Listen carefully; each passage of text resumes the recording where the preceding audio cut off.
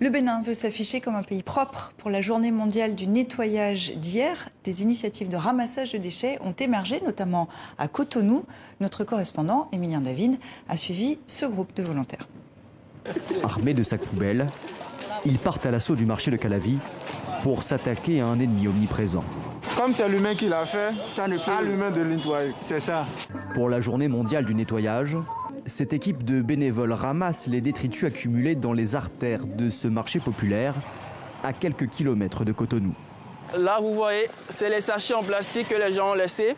On utilise tellement les articles à usage unique ici au Bénin que facilement, ça se retrouve dans les caniveaux, etc.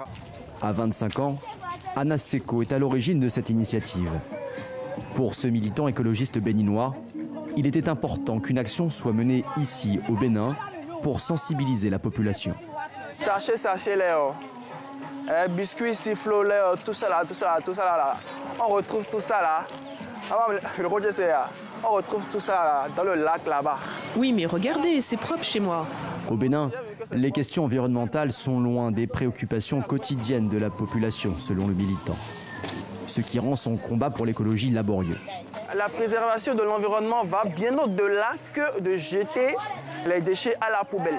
Mais ici, si on contextualise selon notre mode de vie, nos habitudes, la première des choses d'abord à combattre, c'est la culture du jeter par terre. Même des intellectuels, même des étudiants, des personnes qui sont allés à l'école, ils jettent leurs déchets par terre. C'est la culture du jeter par terre, c'est ça. L'objectif d'Anas Seko est de faire changer les comportements, notamment grâce aux réseaux sociaux sur lesquels il communique autour de ses actions.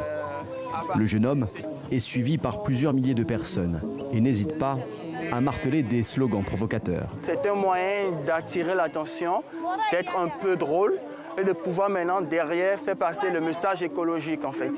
Un message écologiste capital pour Anas Seko, car les déchets sur le continent africain devraient tripler d'ici 2050 selon la Banque mondiale.